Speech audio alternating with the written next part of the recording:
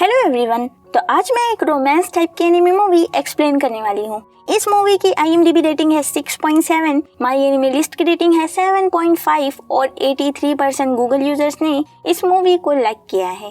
तो ये कहानी है एक लड़के की जिसे अपनी ही बहन के बॉयफ्रेंड के भूत से प्यार हो जाता है। तो ये कहानी कहाँ तक पहुँचेगी ये हमें आगे इस वीडियो में ही पता चलेगा। तो कहानी की शुरुआत होती है यूरी नाम की लड़की को दिखाते हुए, जो कि अकेले बैठकर बेस गिटार प्ले कर रही थी। असल में यूरी का सपना होता है किसी बैंड में बेसिस्ट बनने का। तभी उसकी बहन वहां पर पहुंचती है उसे पिक करने के लिए, और यहाँ पर हमें बैक स्टोरी दिखाई जाती है कि आखिर यूरी बेसिस्ट ही क्यों बनना चाहती है। तो असल में यूरी की बहन अकाने जब हाई स्कूल में थी तो उसका एक बॉयफ्रेंड था जिसका नाम था शीनो। शीनो गिटारिस्ट था एक बॉय बैंड का। इस बैंड में टोटल 4 मेंबर थे, शीनो, मिचिंको और बाकी 2 का नाम हमें जानने की जरूरत नहीं है। उस टाइम पर यूरी काफी छोटी थी और वो शीनो से काफी ज्यादा इंस्पायर होती है और वो कहती है कि वो भी बड़ी होकर एक गिटारिस्ट बनेगी, बिल्कुल शीनो की तरह। इस पर शीनो उससे प्रॉमिस करता है कि जब वो बड़ी हो जाएगी तो वो उसे अपने बैंड में एक बेसिस्ट के तौर पर शामिल कर लेगा। तो इसी एक प्रॉमिस की वजह से प्रेजेंट टाइम में यूरी बेसिस्ट बनना चाहती है। अब शीनो का सपना था टोक्यो जाकर बड़े से बैंड को ज्वाइन करना, और वो अकाने को भी साथ ले जाना चाहता था। लेकिन इसी दौरान अकाने की पेरेंट्स की डेथ हो जाती है, जिसकी वजह से उसकी छोटी बहन की जिम्मेदारी उस पर आ जाती है और वो शीनो के साथ जाने से इनकार कर देती है, जिसके बाद दोनों का ब्रेकअप हो जाता है। अब स्टोरी वापस से प्रेजेंट टाइम में शिफ्ट होती है। यूरी स्कूल में थी और उसके टीचर उससे कॉलेज का पूछ रहे थे, क्योंकि वो अकेली ही ऐसी बची हुई थी जिसने अभी तक कॉलेज के बारे में कुछ भी डिसाइड नहीं किया था। वो टीचर से बताती है कि वो कॉलेज जाने की बजाय टोक्यो जाकर एक बैंड को ज्वाइन करेगी। अब रात को हम देखते हैं कि यूरी अपने एक दोस्त सुगो के साथ जंगल में मौजूद एक रूम में प्रैक्टिस करने के लिए जा रही थी। असल में ज्यादातर वो वहीं पर प्रैक्टिस किया करती थी ताकि नेबर्स शिकायत न करें। ये दोनों जा ही रहे होते हैं कि तभी सुगो के डैड मिचिंको यूरी को रोककर कहते हैं कि मेरे घर में एक साउंड प्रूफ रूम है और क्या वो अपनी बहन को खुश नहीं देखना चाहती। दरअसल मिचिंको अकाने को लाइक करता है। यूरी कहती है मैं एक डाइवोर्स इंसान के साथ अपनी बहन की शादी कभी नहीं करूंगी, और फिर वो वहाँ से चली जाती है। अब हम देखते हैं कि यूरी उसी कमरे में प्रैक्टिस कर रही थी। तभी उसे एक पुरानी बात याद आती है जिसमें शीनो उसे गिटार सिखा रहा था। तभी शीनो ध्यान देता है कि यूरी के आंख में भी बिल्कुल उसी की तरह एक तिल है। वो यूरी से बताता है कि तुम्हें पता है जिनके आंख में तिल होता है वो स्टार होते हैं, तो आज से हम दोनों आईबॉल स्टार हैं। अब जाहिर सी बात है वो बच्ची थी तो वो उसे मोटिवेट करने के लिए ये सब बोल रहा था। खैर, अब अगले दिन हम यूरी को वापस से उसी रूम में प्रैक्टिस करते हुए देख पाते हैं। वो म्यूजिक में बिल्कुल खोई हुई थी और तभी अचानक से पता नहीं कहां से शीनो टपक पड़ता है, जिसे देखकर यूरी बिल्कुल शॉक हो जाती है और वो फौरन से उस कमरे से निकलकर घर की तरफ भागती है। शीनो उसे रोकने उसके पीछे भागता है, लेकिन वो उस कमरे से बाहर निकल ही नहीं पाता, जिससे हम समझ पाते हैं कि शीनो उस कमरे से बाहर नहीं निकल पाएगा। यूरी अब घर पहुंचकर अकाने से शीनो के बारे में पूछती है कि क्या उसे पता है कि शीनो कहाँ है। अकाने बताती है पता नहीं, उसके बारे में सुने मुझे अरसा हो गया है और अब पता नहीं वो जिंदा भी है या नहीं। ये बात सुनकर यूरी को लगता है कि शायद शीनो मर चुका होगा और अभी अभी जो उसने देखा है वो शीनो का भूत है। यूरी अकाने से कुछ बता पाती तभी मिचिंको इनके घर पहुंचता है और कहता है कि तुम लोग क्या कर रही हो, मेरे साथ चलो, हमें मिस्टर नितोबे को पिक करना है। दरअसल टाउन में 1 हफ्ते बाद ही म्यूजिक फेस्टिवल होने वाला है, जिसमें परफॉर्म करने के लिए मिस्टर नितोबे अपने बैंड के साथ आ रहे हैं।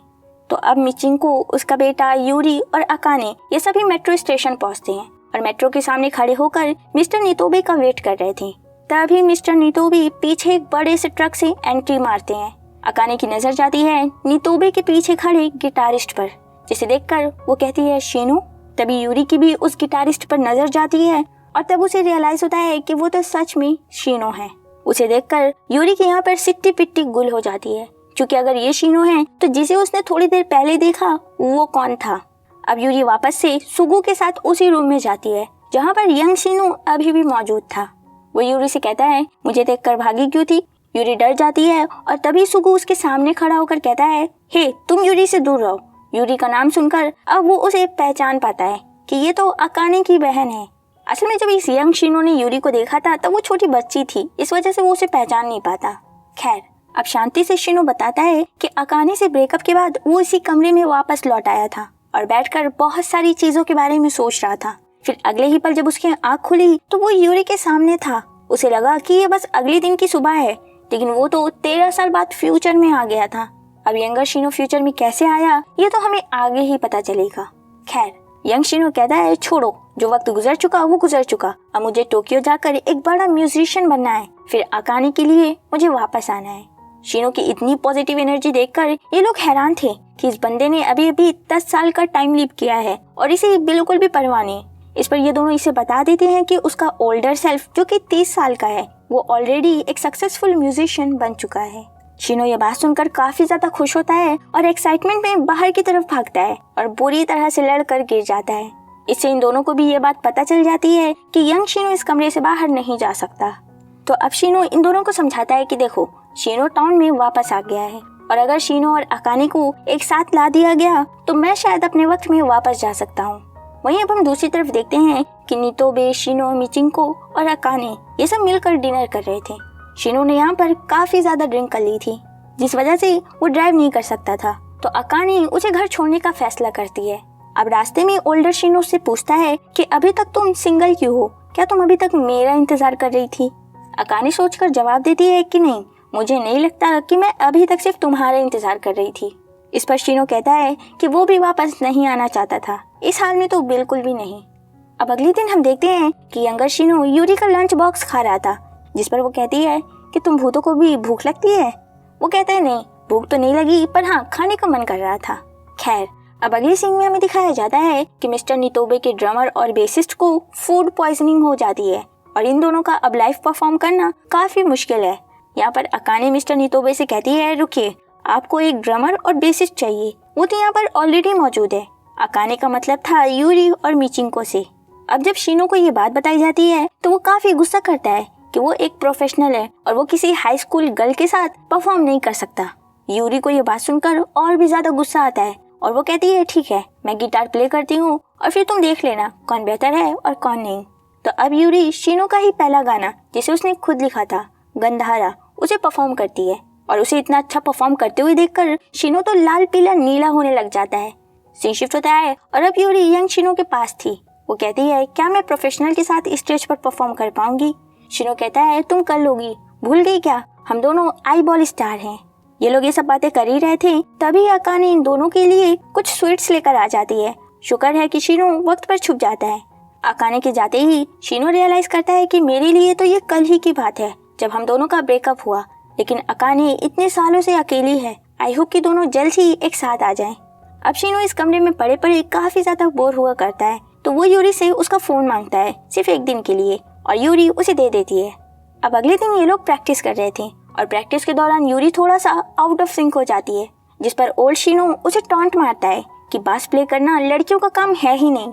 इस पर यूरी को याद आता है कि बचपन में शीनो ने ही कहा था कि बड़ी होने पर वो उसे बेसिस्ट के तौर पर अपने बैंड में शामिल करेगा और आज वो ये बात बोल रहा है।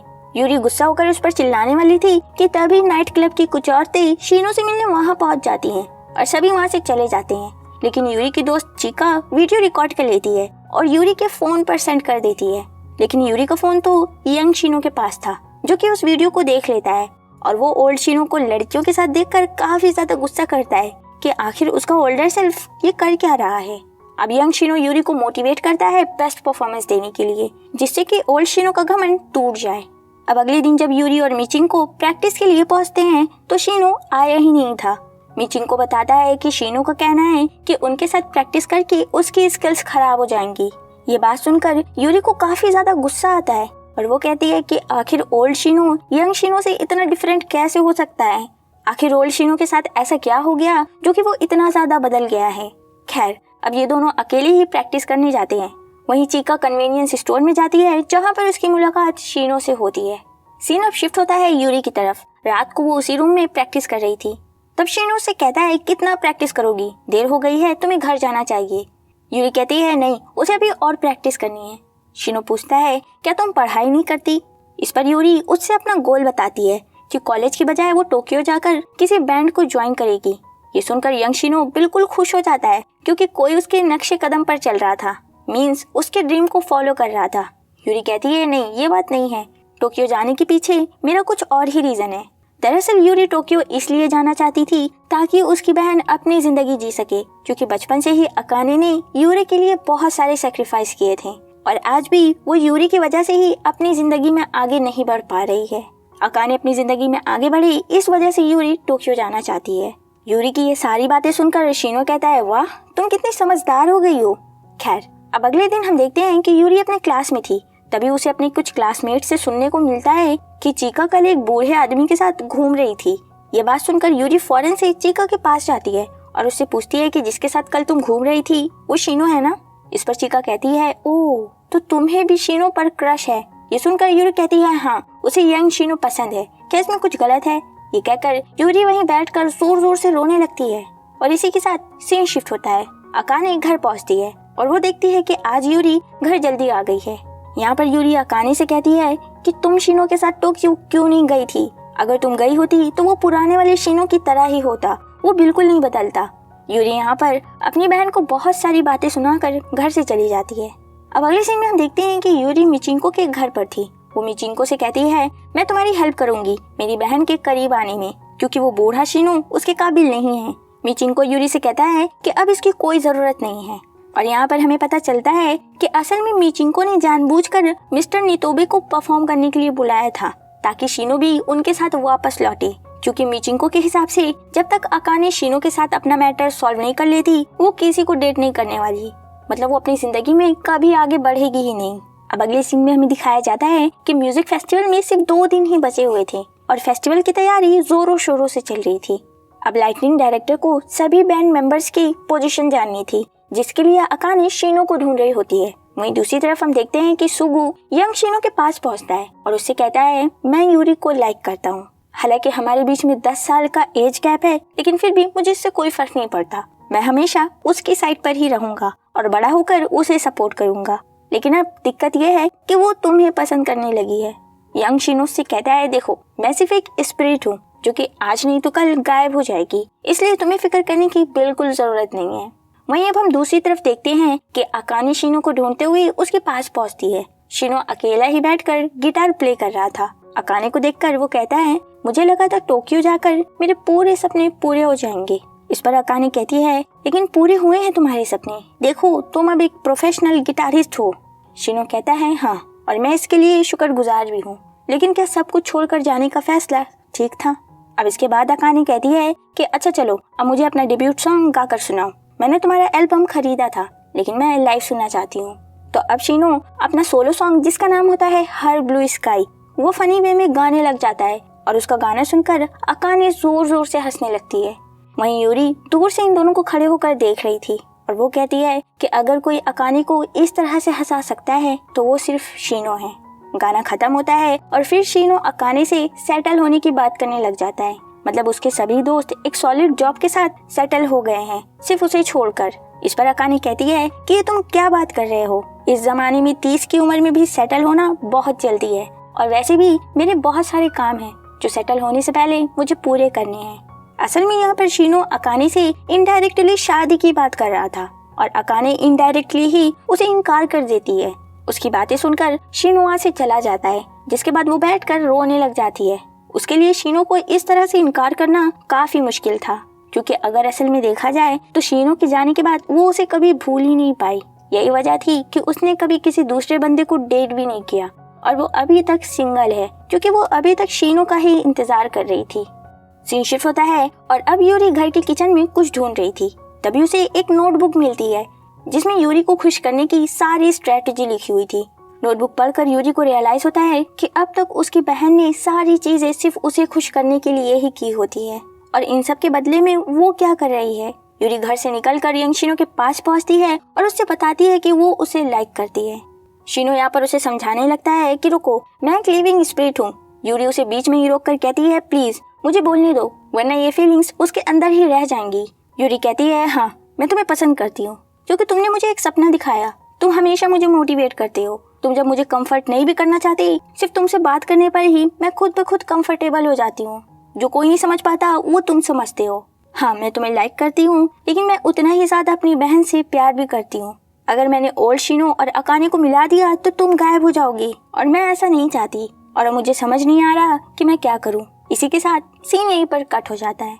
अब अगले दिन फेस्टिवल का दिन था। यूरी कॉन्सर्ट हॉल में पहुंचती है और देखती है कि मिस्टर नितोबे ने ड्रेसिंग रूम में हल्ला मचा रखा है, क्योंकि उन्हें उनका पेंडेंट नहीं मिल रहा था, और अगर उन्हें वो पेंडेंट नहीं मिला तो वो परफॉर्म भी नहीं करने वाली।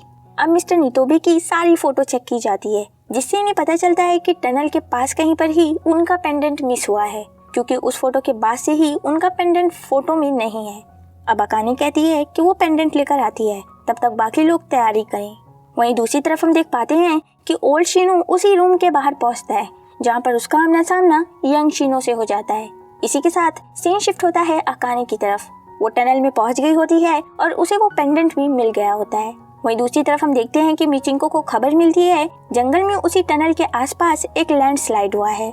ये खबर सुनते ही यूरी फौरन से अकाने के पास कॉल लगाती है, लेकिन उसकी कॉल नहीं लग रही थी।